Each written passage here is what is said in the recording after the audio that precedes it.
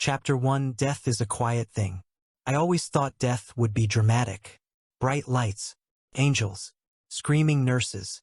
But no, it was just a fluorescent bulb humming overhead, stale coffee at my desk, and the sound of my boss barking orders through Bluetooth like he was summoning demons. Suddenly my heart felt too tight, like I can't breathe. And that's it. When I opened my eyes, I thought I was in hell, because my damn boss, Damian Cross, was standing right in front of me. Alive, younger, wearing that same expensive arrogance like cologne. But it wasn't hell. It was worse. It was 5 years ago. I stood frozen in the lobby of Cross Industries, my reflection caught in the mirrored elevator doors. The same skinny frame, black slacks, and tired eyes. But I remembered now. Every mistake, every ruined night, every panic attack in the office bathroom stall. And the man who caused it all, Damian Cross, the tyrant CEO, charismatic psychopath, my ex-boss, my murderer if you count work exhaustion as a blade. I clutched the leather folder in my hand. Resume, fake references, the usual corporate mask. This time I wasn't here to survive. I was here to bury him. I see you're on time. His voice cut through the conference room like a scalpel. I looked up, and there he was, 5 years younger but just as cold. Damian Cross, impeccably dressed in black, cufflinks sharp enough to kill, eyes like polished obsidian. "I'm always on time," I replied calmly.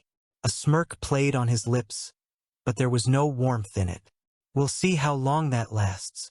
The interview was a test, but I wasn't the same trembling 23-year-old from before. I answered each question with a polite, dead-eyed smile. He leaned back in his chair, watching me like I was a puzzle he didn't remember buying. "You've never worked in finance," he said. "I learn fast." He studied me, tilting his head slightly. "Fast learners burn out first." I smiled. "You'd know. Then I'll be your first exception." He didn't answer right away, just sat there, tapping one finger against the glass table. That used to terrify me. Now it was just pathetic. He thought he had control.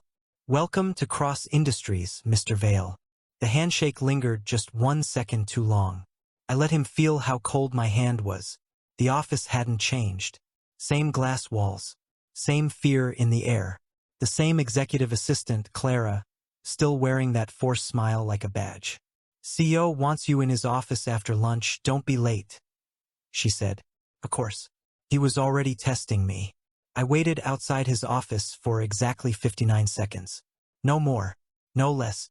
Then I walked in. He didn't look up right away. He was leaning back, staring out the window like a movie villain brooding over the city. His lips curved, but he didn't turn. "Tell me something, Ethan." First name already. Subtle. "Yes, Mr. Cross?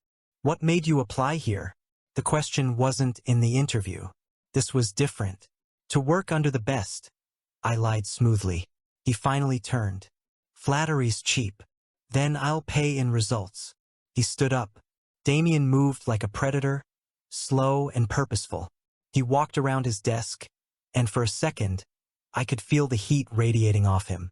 "You remind me of someone," he said. I met his eyes and didn't blink. "Hopefully someone you didn't fire." That actually made him laugh. Low and sharp.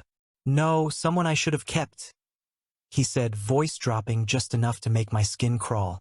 I felt it then. The danger. The twisted pull. And I smiled right back. "Maybe this time you will." That night, I sat in my apartment. Bare walls. Cold floor. The same cheap vodka from my last life. I opened my laptop and began the file. Project Ruin, Damian Cross. Scandal number 1. Offshore laundering starts Q3 year 2. Affair with board member spouse year 3. Panic attacks, untreated PTSD, history of maternal abandonment current. He built a kingdom on control. I was going to salt the earth beneath it. But as I stared at his name on the screen, something twisted in my stomach. I remembered his hands, clenched in rage. His face pale during that boardroom collapse. That last year when he started acting like, "No, don't." I shut the laptop. This wasn't about empathy. This was about ending Damian Cross. And if I had to lie in his bed to burn him from the inside out, then so be it. He once killed me with his ambition. This time I'd kill him with his obsession. Chapter 2, close enough to cut. The next morning, I woke before my alarm. I dressed in black. Not because I wanted to match the corporate dress code. Because it was armor. I looked good in black. Funerals did too. Cross Industries was already buzzing by 7:30 a.m. Phones ringing, assistants running. The smell of overpriced espresso bleeding through the halls. Everyone moved fast, scared of the same thing. Him. Damian Cross didn't just run this company. He haunted it. Clara waved me toward his office the moment I stepped off the elevator. He wants you in the penthouse suite. One-on-one briefing before your schedule starts. Of course he did. I smiled politely and walked to my doom. He was seated at the head of a long glass table. Sleeves rolled, tie loosened, the picture of casual authority. Damian Cross didn't dress down. He curated softness, like it gave him plausible deniability for cruelty. "You're early," he said without looking up. "Only 2 minutes. Punctual. Clean. Quiet. I like that." He leaned back in his chair. I didn't respond. Let silence hang. Silence made people uncomfortable, especially people who needed control. I thought I'd get a rebel. Most new hires walk in trying to impress me. You just exist. He tilted his head. "I'm here to work, nothing else," I said. He smiled at that. A real smile, but wrong. Something about it felt like a sharp object wrapped in velvet. "You'll still be interesting," he said. "Eventually." I sat opposite him. Carefully. Calmly. "You'll be shadowing me today, meetings, calls, strategy sessions. Sit. Watch. Learn." Damian said, tapping the screen of his tablet. I gave a short nod. "Understood. And don't speak unless I say so." That one stung.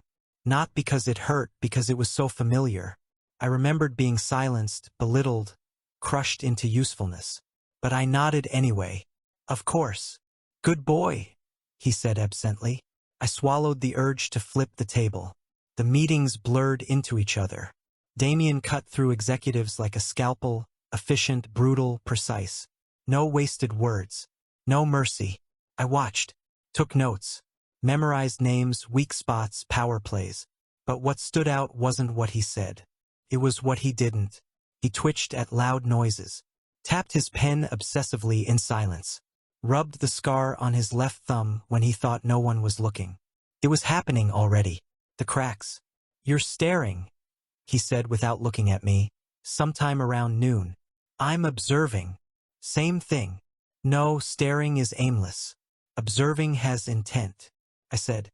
That made him pause. Just for a second. "I hope your intent is to make my job easier." My smile was thin.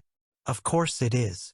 The elevator was quiet as we descended to the executive parking garage. He didn't speak. Just watched the red floor numbers drop while standing inches away from me. Close enough that I could smell his cologne. Cedar, rain, smoke. Like a storm in a bottle. "You're calm," he said, voice low. "I've been around worse." "I doubt that." "I don't." The elevator stopped. We didn't move. His hand brushed mine. On purpose. I didn't flinch. He wanted a reaction. Some little flinch of weakness, of desire, of fear. I gave him nothing. Damian smiled again. That same too-sharp grin. "You're going to be a problem," he murmured. "Only if you make me one." The elevator door dinged open. He didn't move for a second. Then, "Come to dinner tonight. 8 p.m. My place. I hate eating alone." I blinked. That wasn't in the job description. It is now. That night, I stood outside his penthouse door, dressed like bait. Slim-cut shirt. Rolled sleeves. No tie. He opened the door barefoot. Sleeves rolled up, holding a whiskey glass. "You clean up nice," he said. "So do you," I said, stepping inside. His place was all glass and steel and ice. No personal items. No photos. Just the echo of silence on marble floors. "Sit," I ordered Thai. "You like spicy?" he said, pointing to the long couch. "I can handle heat." He laughed at that. "We'll see." We ate in silence for the first few minutes. His eyes never left me. He ate like someone who hadn't tasted food in days but didn't want to admit it. "You're hard to read, people like you don't survive here," he said. "I've survived worse places," I said. "You keep saying that. What happened to you?" He leaned forward. I stared at him, at his face, at the man who drove me into the ground 5 years from now. The man I let starve me, crush me, erase me. "You happened," I wanted to say. Instead, I said, "I learned to adapt." He looked at me too long again, and then he reached out. His fingers brushed my jaw. I didn't move, not because I couldn't, because I wanted him to do it, so I could add it to the list, the file, the plan. But it felt too familiar, too warm. "You should go," he said. I stood. "You invited me, and I'm uninviting you, for now." I walked to the door, my heartbeat a drum in my ears. Just before I opened it, he spoke again. "I'll see you at 7 a.m., Ethan." I turned slightly. "Of course you will." And then I left. Alive, intact, but already drowning in the gravity of a man I was supposed to destroy. Chapter 3: The First Crack. Damian was already in the boardroom when I arrived the next morning. Suit sharp, expression sharper, pacing in slow circles like a wolf trapped in glass and marble. His back was to me, but he still spoke first. "You're 3 minutes early. Time is currency, and I hate being poor," I replied. He turned. Something flickered in his eyes. Surprise? Approval? Couldn't tell. I wasn't sure he could either. "Sit, we're restructuring today," he said. I took my place beside him at the table. He looked at me from the corner of his eye. "You're different than you were on day one." "Improving," I said. "No. Shedding." That made my stomach twist, but I didn't let it show. "Don't let him dig." The board began filing in, brittle smiles on brittle people. They greeted Damian with robotic deference, but their eyes flicked toward me. Curious, confused. Who was this quiet new assistant? Always at the CEO's side like a shadow. They didn't know yet, but they would. I was going to burn this palace from the inside. The meeting began. Financial terms, acquisition models, cuts. Damian sliced through the numbers like they were beneath him. His voice was ice. His control was absolute. Until one name came up. Stroudtech. My fingers froze over the tablet. Stroudtech wasn't just another startup. It was the first domino in Damian's eventual collapse. In my last life, it was an emotional decision. He bought it to spite an old friend who had betrayed him. It backfired legally and emotionally. Damian went quiet, just for a second, then said, "We'll move forward. Silence is weakness." I didn't look at him, but I could feel it. His breathing changed. Shallow, controlled, panic. There it is. The first crack. After the meeting, I followed him back to his office, silent as smoke. Once the door shut, he slumped into the chair. No mask, no audience, just the man. "Cancel the next hour," he said. "You don't have anything scheduled." He stared ahead, jaw tight. "Good." I hesitated. Then, carefully, "Stroudtech rattles you." His eyes snapped to mine. "Are you interrogating me now?" "I'm observing. You said that was allowed," I said. He let out a sharp breath. Not quite a laugh. Not quite a threat. "I forgot how fast people turn into mirrors in this place. You reflect me a little too well," he muttered. "I'm nothing like you, aren't you? You know when to speak, when to shut up. You study people. You don't show your cards. You play the long game." He asked, standing up. I met his eyes. "The difference is I still have a soul." The moment stretched. Then, he laughed. It wasn't the polished, charming one. This one was ugly. Human. "Good," he said finally. "That's good. Keep it. You'll need it." That night, I did something I shouldn't have. I opened the encrypted folder on my laptop. Inside, recordings, notes, memories, from the other life. Don't feel sorry for him. This is the man who broke you. The man who weaponized kindness, offered praise like crumbs, then punished you for craving more. This is not a man to save. This is a man to destroy. The next morning he brought coffee. Not for himself. For me. Skim milk, no sugar, he said, holding it out like a peace offering. I took it slowly. You don't bring coffee to assistants. I don't usually have assistants who can read my moods like a fucking barometer. I sipped it, the exact way I liked it. Even the brand was correct. He watched me drink like it meant something, like he'd handed me a weapon and wanted to see if I'd use it. You keep doing this? I said, setting it down. What?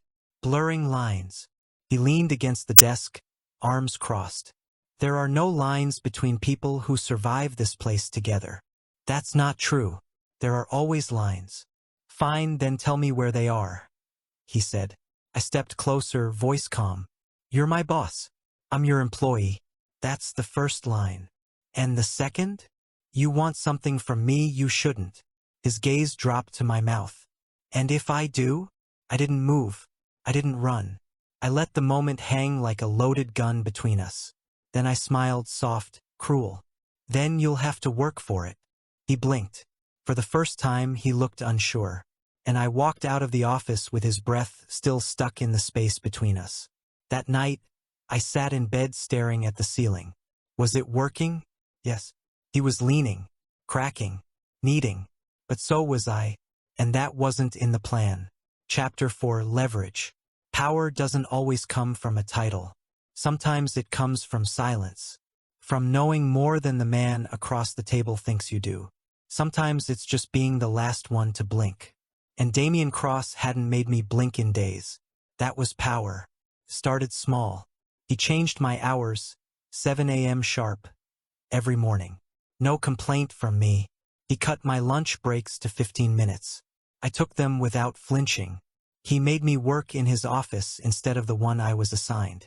That one caught attention. Clara raised an eyebrow when she saw me setting up my tablet at the small desk near Damian's glass wall. That's new, she said. I smiled. Apparently I'm efficient under pressure. She gave me a look. Or he just likes to keep his favorites close. I said nothing, just powered on the screen. She wasn't wrong. But she had no idea what being close to Damian Cross really meant.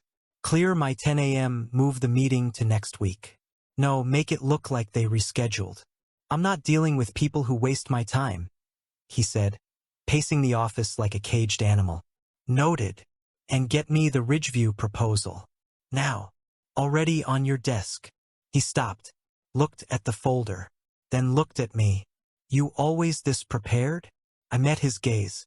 You pay me to be. A pause.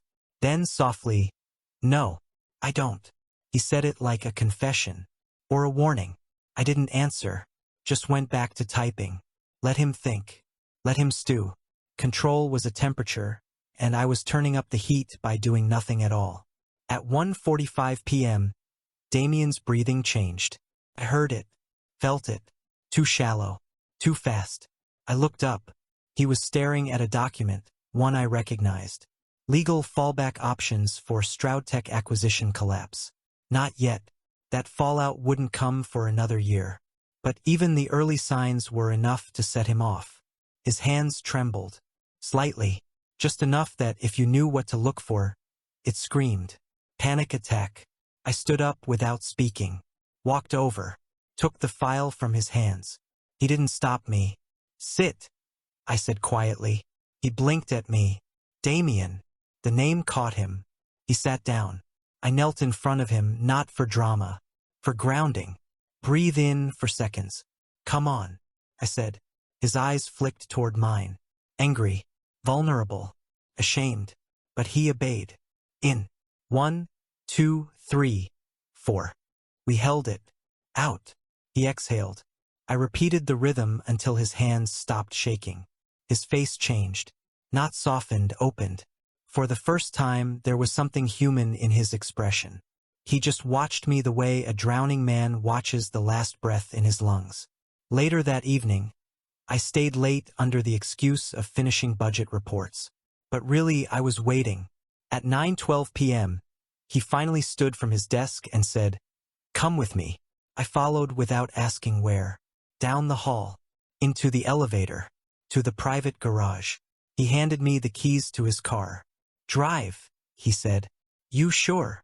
You're the only person I don't want dead right now. So yes. We didn't speak for 10 minutes. Then, out of nowhere, you're not scared of me. No, I said. You should be. When I was 19, my mother left. No note. Just gone. No one tells you what that does to you until it's already done. I didn't say anything. Because I knew. That moment, that pain, was the one piece of him I could never weaponize. And it terrified me that I didn't want to. I used to sit here every night, convincing myself I didn't need anyone. That needing was weakness. You believe that too, don't you? He said. I looked at him, then said, truthfully, I believe needing the wrong person will kill you faster than being alone. He turned to me, then leaned in. I let him get close, just to see what he'd do, just to feel how badly he wanted something he hadn't earned. But I didn't kiss him. I let his breath reach my lips, and then I whispered, not yet. He pulled back, like I'd slapped him, but he didn't say no, didn't tell me to leave, just stared at me like he wanted to destroy me or fall apart in my hands. He didn't know which yet. Neither did I. Chapter 5 Lines crossed. There's a certain quiet that only exists between two people who know they're circling something forbidden. That's what it felt like the morning after the overlook. We didn't speak of it. No acknowledgement of how close he got to my mouth, how long I let him stay there. But something changed. In him. And in me. I stepped into the office. Damian was already there. He never beat me to work. Not until today. He didn't look up when I entered. Just slid a coffee across the desk toward me. No words. No expression. By noon, the tension had curdled into something else. He watched me too closely. Stood too near. Our conversations became shorter, sharper. He was off, and I couldn't decide if I'd caused it, or if he was doing it to me. We sat side by side in the conference room reviewing quarterly data, but I barely heard the numbers. I could feel the way he kept his knee brushing mine under the table. Deliberate, barely there, but constant. He didn't speak about it. Neither did I. I just stayed still. Let him think he was getting away with something. Because part of me was curious to know what he'd do next. And a darker part of me wanted him to lose control. By evening, I'd made my choice. I stayed behind, past everyone else. He didn't ask me to. Didn't need to. The office lights buzzed low overhead as I leaned over his desk to set down his schedule for the next week. That's when he touched me. A hand on my hip. Gentle at first, then firm. Not accidental. Damian, I said without turning. You let me touch you, he said. That doesn't mean you should. I know, but I want to, he murmured. I turned then, looked him dead in the eye. You're not used to being told no, are you? He didn't flinch. You're not used to meaning it when you say it either, he said. My chest went cold. Because he wasn't wrong. Tell me to stop, he said, stepping closer. I didn't. His hand reached up, fingers tracing the side of my throat. Light, careful, like he was waiting for me to snap. I didn't. And then he kissed me. Not soft, not violent, just desperate. Like he was searching for something in my mouth he'd lost a long time ago. I didn't kiss back at first. Then I did. Just once. Just enough to taste the mistake I was making. Then I pushed him away. Hard. He stumbled back a step. I wiped my mouth with the back of my hand. That won't happen again. You didn't say no. I didn't say yes either. We stared at each other like the silence between us could solve something. Couldn't. I left without another word. The elevator ride down was quiet, but my pulse was screaming. I didn't know if I was more furious at him or myself, because for a split second I wanted him to do it again. Not for the plan, not for the leverage, but for the way it made me feel seen. And that scared me more than anything. Chapter 6, Possession Without Permission. I didn't come into the office the next day. Not because I was shaken. Because I wanted him to be. Let the silence do the talking. Let absence do what presence couldn't. I turned off my phone. Ignored the 5 missed calls. The 10 messages from Clara. And the 2 voicemails from Damian that he probably regretted the second they hit send. The first one was calm. Cold. I expect you here. I don't tolerate sudden disappearances. The second? Not so much. Ethan, if this is some kind of game, end it. I don't chase people. Wrong. He was already chasing me. By the time I showed up the following morning, he was already in the office. Standing in front of my desk. Not his. Mine. You're late, he said. It's 8:01. I said 7. You didn't say anything, you assumed. That's different. I replied calmly, walking past him and setting my bag down. His jaw clenched. You think this is a test? No. I think you're reacting like someone who just failed one. That struck something. He finally spoke, low and quiet. You disappeared. And now I'm here. You think that's enough? I walked over. Slow. Deliberate. You kissed me without permission. I needed space. You kissed me back. And then I stopped. He turned, eyes narrowing. Why did you come back? Because walking away would have meant I lost control. Because somewhere under all of this, I still wanted to win. Because part of me, some ugly, cracked part, wanted to see how far he'd fall for me. I came back because I work here, I said. His voice dropped a note lower. That's a lie. I never said I was telling the truth. He stepped forward. Too close. Again. His fingers brushed mine. Light. Testing. Hungry. I let it happen for 3 seconds. Then pulled away. You don't get to touch me like that and keep your crown, pick one, I said. His gaze darkened. What do you think I'm choosing? Obsession. He didn't deny it. Didn't try to. I don't share what's mine, he said. I laughed once. Sharp. Bitter. I'm not yours. Not yet. That should have made me feel powerful. Didn't. It made me feel hunted. By lunchtime, he'd done what he always did. Tried to reassert control with decisions that made no sense. He rescheduled my entire calendar without telling me. Moved meetings. Added tasks. Blocked my breaks. It was petty. Obvious. And it meant I was in his head. So I played the game better. I completed everything he threw at me. Flawlessly. Even added a few touches he didn't ask for. Custom data visuals. Color-coded breakdowns. Cross-departmental insight summaries.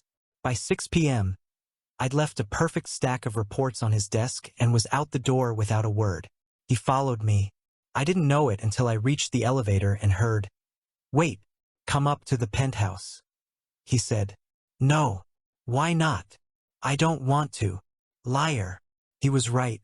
I was lying. But that didn't mean I owed him the truth. He stepped closer. Another step. We were toe-to-toe now. You don't let anyone touch you, he said. Wrong. I don't let you touch me unless I want it. His eyes burned. Not with anger. With need. It was terrifying how much he wanted me to break him. You drive me insane. Every time you look at me like that, like I don't matter, he said, voice hoarse. I cut him off. Because you don't. A breath. Then, he kissed me again. Harder this time. I grabbed his shirt, shoved him back against the wall. Not pulling away. Not stopping him. Feeding it. Letting it burn. Until I stopped. Until I had to stop. I pushed away. Wiped my mouth. Shook my head. You want me broken. You want me yours because you think that'll save you from whatever's eating you alive. I said. And I'm not medicine, Damian. I'm a loaded gun you keep pointing at your own chest. He didn't stop me this time when I walked away. But his voice followed me, low and cracked. I don't care if you ruin me, he said. I paused. Good. Because I'm going to, I said. Chapter 7, Wreckage. I didn't speak to Damian for 3 days. I came to work. I did my job. I delivered reports, scheduled meetings, made sure every piece of his empire kept turning. But I didn't look at him. Didn't let my eyes meet his once. He noticed. Of course he did. He watched me like a man watching a door close, like he couldn't decide whether to kick it down or crawl through the gap before it sealed for good. I made him wait, because control for him meant touch, meant tension, meant knowing I could be pulled in with a look or a word. And I took that from him, which meant he had to feel it. On the 4th day, he snapped. The office was dead silent when I walked in. Something in the air was already wrong, like static before lightning. Clara avoided my gaze. The junior associates kept their heads down. I knew that silence. Damage had already been done. When I stepped into the conference room, I found Damian standing at the head of the table, yelling at the legal team, not raising his voice, shouting. Wild, uncontrolled. He slammed a binder down, hard enough that one of the senior advisors flinched. "You think I won't burn this deal to the ground just to prove I can?" he hissed. Then I spoke, calmly. "You're making a scene." His head snapped toward me, eyes bloodshot, tie loose, jaw tight. "You don't tell me what I'm doing." I walked closer, carefully, like approaching a wounded animal. "No, but someone has to," I said. He stared, then pointed toward the door. "Everyone out." No one moved. I said, "Out." They filed out in silence. One by one, the door clicked shut behind them, and we were alone. He didn't speak right away, just stood there, breathing like a man on the verge of collapse. His hand was clenched so tight the skin had gone white. "You ignored me," he said. "You gave me 3 days of passive aggression, control plays, and emotional bait. Isn't that what you want? You said you'd ruin me. You wanted this." His voice broke. I didn't answer, because I didn't know what I wanted anymore. "You want me to be honest?" I asked. He nodded once, so I said it. "I wanted to watch you fall apart. I wanted to be the reason your empire cracked and your perfect image bled." I paused. Then, "And now I don't know if I want you to fall or if I want to catch you." He laughed. It was quiet, bitter, almost a sob. "You think I'm falling?" he asked. "You already did. You just haven't hit the ground yet," I said. He stared at me, trembling. I'd seen him ruthless, arrogant, controlled. I'd never seen him this, unraveled. I hated that I felt it too, that I felt everything. I hated that I wanted him to try. Later that night, I found myself on the rooftop, alone. I lit a cigarette I didn't need. It burned like everything else I was pretending not to feel. Damian had come undone, but I had too. And now the wreckage wasn't just his. It was ours. Chapter 8, The Turn. Some people break with noise, with yelling, with drama, with fire. I break quietly, in silence, alone, which is exactly why I didn't see it coming. The morning started wrong. Too quiet, too calm. Damian didn't speak when I arrived. No orders, no passive-aggressive glances. Just a single note on my desk. "Take the day off. You won't be useful like this." There was no signature, but the handwriting was his, clean, sharp, like it was carved into the page. My hands curled around the paper. Anger should have come easy. He was still trying to control me, even now, just in a softer tone. But I couldn't feel it. What I felt instead was a deep, hollow exhaustion that hadn't gone away in days. And he saw it before I did. I left the building and walked aimlessly. City streets blurred past. Concrete. Horns. People talking too fast. Too loud. Felt like I didn't exist. At some point, I found myself at the river. Same place I used to come after late shifts in my last life. When I still believed in getting out. Starting over. I sat on the bench. Let the wind bite at my coat. Let my thoughts eat at the parts of me that were still trying to pretend I was okay. And then my phone buzzed. "Damian." I didn't answer. "Where are you?" "You didn't go home." "Ethan, please." The last one made me pause. That wasn't the boss speaking. That was the man. Against my better judgment, I replied, "Riverside. Don't follow." He didn't listen. Of course he didn't. It was dark by the time I heard his footsteps behind me. I didn't turn. I said not to come. He sat beside me, left a respectful inch between us. "You did." We were both quiet for a while. Just the sound of water and wind and the city humming behind us. "I don't know how to care for someone without hurting them," he said. "That's not true. You gave me a day off today. You saw I was drowning. And you didn't pull me in deeper," I said. He blinked. "I thought it was patronizing." "It was, but it also helped," I said. He looked away, shoulders tense. "I'm trying, Ethan, but every time I touch something I want, I break it," he whispered. I should have stood up, should have walked away. Instead, I reached out, placed my hand over his, fingers light, barely there. He froze. I'm not glass. You won't break me unless I let you, I said. His throat worked around a breath. Then he asked, barely audible, and are you letting me? I didn't answer, not because I didn't know, but because I didn't want to say yes, and I didn't want to say no, so I stayed quiet, and he didn't push. He just sat there, with me, in the dark, like maybe, just maybe, being near could be enough. Later, when we parted ways on the street, he didn't try to kiss me, didn't touch me at all, just looked at me like he was seeing something he didn't think he deserved. And I walked away not because I was angry, but because I knew if I stayed a minute longer, I might start forgiving him. And I wasn't ready to let go of my hatred just yet. Chapter 9, The Lie I Chose.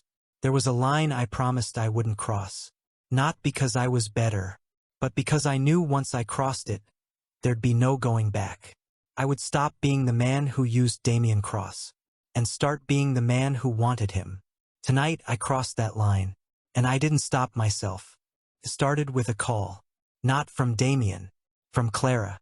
Her voice was quiet, measured, but something in it was cracked.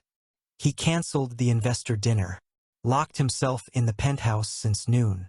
No messages, no calls, nothing. I wouldn't call if it wasn't serious. I've never seen him like this.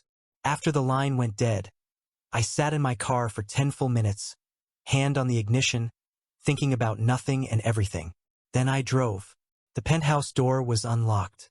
That alone was enough to set off every alarm in me. Damian didn't do unlocked. I stepped inside. The place was dark except for the city light bleeding through the windows. Shadows spilled across the floor. Quiet music played somewhere, soft piano, fragmented. I found him on the balcony, barefoot, glass in hand, shirt unbuttoned at the collar. He didn't turn when I stepped out. You always show up when I'm about to do something I'll regret, he said. Old habit, I replied. He drank from the glass. The way people drink when they're not trying to get drunk, just trying not to feel sober. Did you come to lecture me? Or fix me? He asked. Neither. That made him laugh. A short, bitter thing. Good. Because I'm past fixing. I stood beside him, close enough that if he fell, I could catch him. Or let him go. Do you want to tell me what this is? I asked. He looked at me then. And for the first time, I didn't see Damian Cross, the CEO. I saw a man who had stopped pretending. I built this company to prove I mattered, but no matter how big I make it, I still feel like I'm one bad day from vanishing. He said. You're not. He smiled. You say that like you care. I shouldn't. But you do. I'm so fucking tired of being alone. I took the glass from his hand. Set it down. You're not alone. Then why does it feel like I am? He whispered. My hand found his, and I made the mistake of lacing my fingers through his like it meant something. Because maybe it did. You keep everyone at arm's length, and then wonder why no one stays, I said. He leaned in, not like before. Not desperate. Not demanding. Just close enough to ask without words. I didn't move. And when his mouth touched mine, I didn't stop him. It wasn't rough. It wasn't violent. It wasn't a test. It was the first time it felt real. And that scared me more than anything. We didn't speak for a long time after. We just sat on the couch, legs tangled, his head on my shoulder like it belonged there. He was the one trembling now. Not me. I don't know what this is, he said finally. I nodded. Neither do I. But if I lose it, I think it'll ruin me. I ran my hand through his hair, slow and steady. You've already been ruined, Damian, I said softly. Now you get to decide what you do with the pieces. Later that night, while he slept beside me, I stared at the ceiling and felt the lie sink deeper into my chest. I told him I stayed because I cared. That was the truth. But I didn't tell him the other reason. I stayed because I couldn't walk away anymore. Not after that kiss. Not after that look. Not after realizing that I wasn't pretending anymore. And that was the lie that would destroy us both. Chapter 10, Full Exposure. The morning after I let Damian kiss me like I meant something, the air felt different, colder. sharper. It wasn't guilt. Not exactly. It was the beginning of consequence. The kiss was real. The touch was real.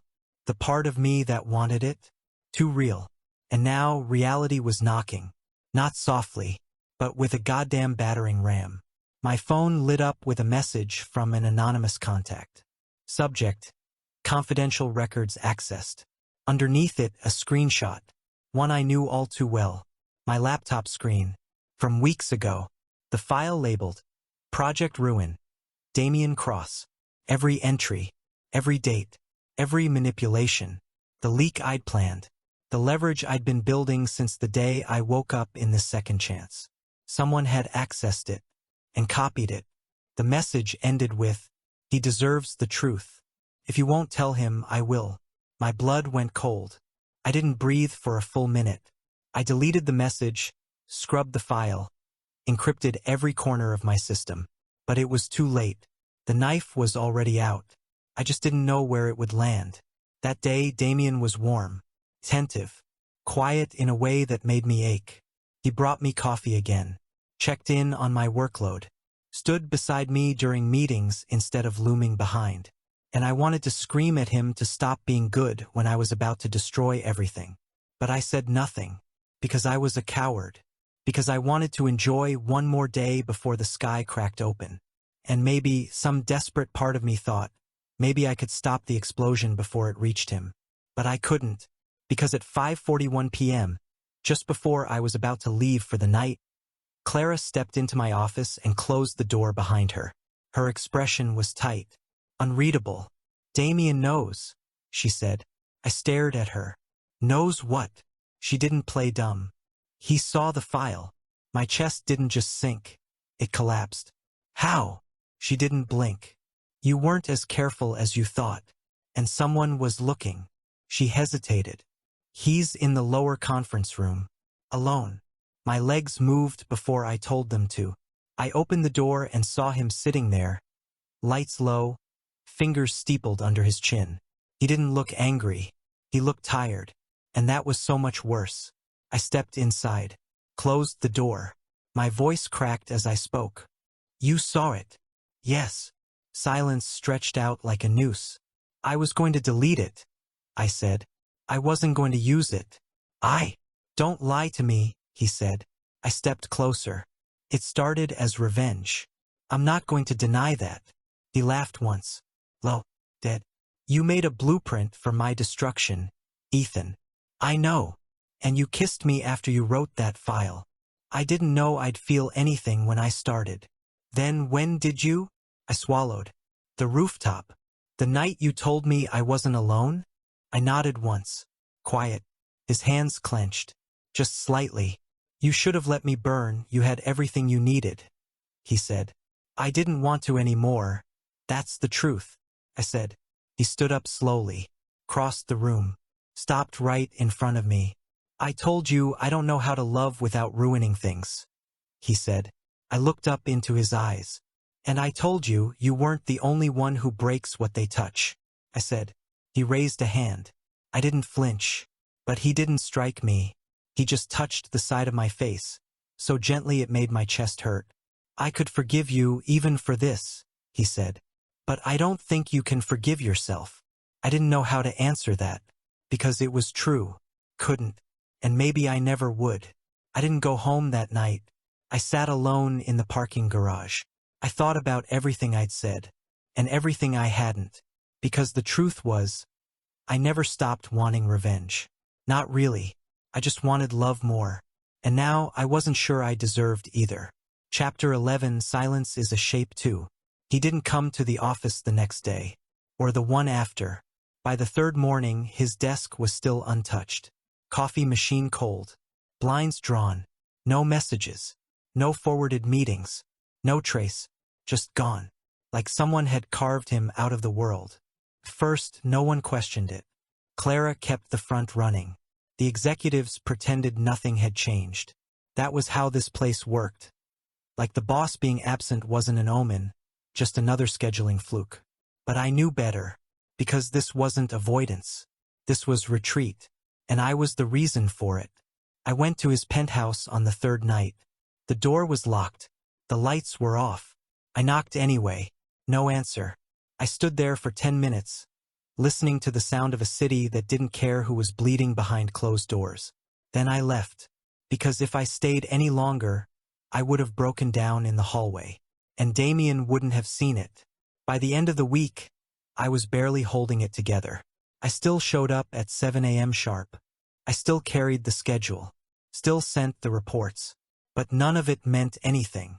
He was the ghost behind every file, every chair, every silence. On Friday night, I stayed in the office long after everyone else had left. It wasn't about work anymore. I just didn't want to go home. I found myself in his office, sitting in his chair. I hated that I missed him, and I hated that some part of me still wanted to be forgiven, even though I didn't deserve it, especially because I didn't. The next morning, Clara found me asleep at his desk. She didn't say anything, just handed me a black envelope. No sender. Courier dropped it off 15 minutes ago. Said it was for you. Specifically. She said. My throat tightened. I opened it slowly, half expecting some legal threat. But it wasn't that. It was a note, written in his handwriting. I'm not hiding. I'm letting go. You don't need to fix me. You just need to decide if you ever meant to stay. That was it. No address. No apology. No rage. Just a mirror I didn't want to look into. I sat there for a long time after Clara left. Note in hand. Hands shaking. Because the thing I'd spent years building, this plan, this perfect revenge, had finally done what it was meant to. It had emptied him out. It had worked. And I'd never hated myself more. Chapter 12, Silence and Surrender. I didn't sleep the night I read his letter. Didn't eat. Didn't move much. I just sat on my floor with the envelope in one hand and a cigarette in the other. Lit. Then forgotten. You don't need to fix me. That part stuck with me more than anything. Because for the first time, he wasn't asking me to stay. He was letting me go. And it wrecked me in a way his anger never could. Took 3 days to find him. He'd dropped off every radar. Phone off. Company ID dead. Bank activity frozen. Not even Clara knew where he'd gone. Either that or she was protecting him from me. But I had one thing the others didn't. I knew where Damian Cross used to be before he became Damian Cross. There's a stretch of coastline 2 hours outside the city. Empty in winter. Beautiful in a way that hurts. He told me once, years ago in a drunken haze, that his mother used to take him there before she left. He said it felt like a place that could swallow you without ever leaving a trace. When I parked at the edge of the old gravel lot, I saw the cabin. Tiny. Weathered. Lights off. Car in the driveway. I stood at the door for a long time before knocking. When he opened it, he looked like a different person. He didn't slam the door. Didn't speak. Just stepped aside and let me in. The inside was sparse. An old sofa, a fireplace, the smell of cedar smoke and something burned in the kitchen. He hadn't shaved. His hoodie was wrinkled. There was a stack of books beside him on the floor, but he didn't look like he'd been reading them. Not what you expected, he asked. I didn't come expecting anything. Bullshit. I didn't argue. Just sat down across from him. There was a long pause. Then I said, I'm not here to ask for forgiveness. He nodded once. Good. But I am here to tell you the truth. He looked at me for a long time. Why now? Because it's the only thing I haven't lied about yet. So I told him. Everything. I told him about the other life. The long hours. The silent breakdowns. The way I died at my desk with his voice in my ear and nothing left in my chest. I told him how I woke up 5 years earlier, right before I was hired, and decided I'd take him apart piece by piece. How I learned his secrets, memorized his triggers, made myself indispensable just to burn him down from the inside. I told him how it started as a game, and how it stopped being one the night he broke down in front of me and I didn't feel victorious. I felt sick. He didn't interrupt once. Just sat there, breathing shallow, like every word cost him a bruise. When I finally stopped, he whispered, I knew. That stopped me cold. What? He looked down at his hands. I knew, Ethan. Not all of it, not at first. But something about you was too precise. Too good to be real. I figured it out weeks ago. I stared at him. Then why didn't you say anything? Because you stayed. I didn't care if it was fake. I just needed it to last a little longer. He said. The words hit like a blade to the ribs. I closed my eyes. I didn't mean to. He cut me off. Gently. I believe you. He stood. Walked to the window. His voice was quiet when he spoke again. I don't need revenge stories. I don't need pity, or promises, or second chances. He looked over his shoulder. I just need to know if any of it was real. And I broke. I walked to him, slowly, like stepping into fire. I placed my hand on his chest, over his heart, felt it beating fast beneath my palm. It's all real now, even the parts one wish weren't, I said. He didn't cry, but something in him softened, collapsed. He leaned forward, rested his forehead against mine. I don't know how to forgive this, he whispered. I'm not asking you to. Then why are you here? I took a breath, and said the one thing I hadn't said until now. Because I love you. His eyes fluttered shut, and for the first time in both our lives, the silence between us didn't hurt. Chapter 13, Redemption Hurts. Morning came slow, muted light through the cabin windows, damp air, the faint sound of the waves crashing beyond the cliffs, and Damian lying beside me, not touching, but not far either. He was still asleep, one arm flung across his face like he didn't want to see the day. I watched the slow rise and fall of his chest and tried to convince myself this wasn't a mistake, that I wasn't still the man who nearly destroyed him, that maybe I could be the one who helped him heal, even if I wasn't sure I could heal myself. He woke without words, just opened his eyes, met mine, and stared like he was still unsure I was real. We stayed close, in the quiet, like we were relearning each other in a different language, one that didn't involve power or fear or shame, and for the first time the silence felt clean. That afternoon we sat on the porch. He made coffee. I didn't say no. Then he said something I wasn't ready for. I resigned. I blinked. What? He sipped his coffee. Sent the board a letter yesterday, stepping down permanently. Why? He shrugged. Because I built that company to prove I was worth something. And in the end, it just became another weapon I used to keep people from leaving. I stared at him for a long second. Then, you loved it. I needed it, that's not the same thing. He corrected. And then, quieter, I want to build something else. Something that doesn't come with handcuffs. You sure? He nodded. No, but I'm trying. That word again. Trying. This time it didn't sound empty. Later, I stood in the kitchen washing out mugs when he came up behind me, his arms wrapped around my waist. Careful. Slow. Asking. I didn't push him away. I'm not going anywhere, I said. He exhaled into my neck. You said that once before. I didn't mean it then. And now I meant it so hard it made my chest hurt. I'm here, for the mess, for the work, for you, I said. Silence. Then, that's good, because I've never done this before. I turned in his arms, met his eyes. Neither have I said. He nodded once, and for the first time I saw it. Peace. Not much, but enough. That night we didn't sleep together. We slept next to each other, and that difference mattered more than I realized. He didn't hold me like he owned me. He just held me, like I belonged. Chapter 14. Love in the Rubble. Coming back to the city felt like stepping onto a stage you didn't know you were meant to die on. Nothing looked different. Same buildings, same suits, same faces, but everything had changed, because we had, and that made it dangerous. We didn't walk into the Cross Industries building together. That would have been suicide.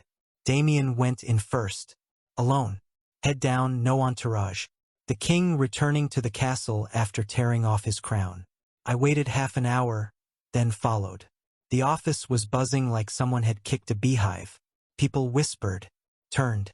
Some stared. Others avoided eye contact altogether. They'd all seen the headlines.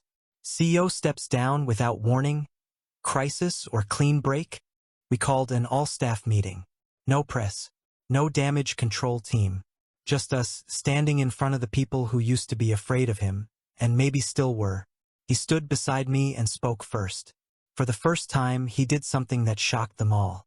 Ethan will oversee the transition to a new executive team. I won't be part of it, he said. Murmurs spread across the room. But no one interrupted. Not even me, because I'd already had this fight with him in private. I told him I didn't want his title, his company, his empire. I'm not here to wear your crown. I just want to help you take it off, I told him. Now, standing beside him, I understood something deeper. He didn't step down because of guilt. He stepped down because for the first time in his life, he wanted to become someone different. And that version of him didn't need a throne. That night, we sat on the floor of my apartment, eating takeout from paper boxes, surrounded by furniture that still didn't match and light bulbs that flickered. He looked around and said, I never liked my penthouse. Why? It never felt like anyone actually lived there. And this does. He smiled. Yeah, this feels like something you'd build in. I raised an eyebrow. What, you want to move in? He looked down at his food. I'd like to try. My chest tightened, because part of me wanted to say no, to keep space, safety, control. But more of me wanted to see what he looked like in my clothes, stealing my mugs, falling asleep on my couch. You'll have to do the dishes, I said. He smirked. I can delegate.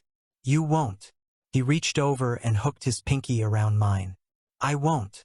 And just like that, something simple tied us back together. And it was enough. Chapter 15, A New Timeline. Love doesn't erase the past. It doesn't rewrite the nights I hated him, or the days I hated myself more. It doesn't make the betrayal less cruel or the damage less real. But it does something stranger. It lets us build on the wreckage. And somehow that's enough. 6 months after Damian stepped down, I walked past his old office and didn't flinch. I didn't pause. I didn't feel the weight of who he used to be sitting in that chair. Because he wasn't in there anymore. He was home. Our home is a small place, bigger than my first apartment, smaller than his penthouse. 1 bedroom, a balcony that gets just enough light for coffee in the morning and silence at night. There are books in the hallway, shoes by the door, a cat neither of us planned on adopting but now spoils with ridiculous toys. And him, everywhere. His hoodie draped over my office chair, his toothbrush next to mine, his laugh in the kitchen when I burn the eggs every Saturday morning, even though I swear I've figured it out this time. We still fight. We still have days when the past gets loud. But we come back. We stay. And that means more than forgiveness ever could. And for the first time in 2 lives, I'm not waiting to be destroyed. I'm waiting to live. And this time, I think we're both going to make it.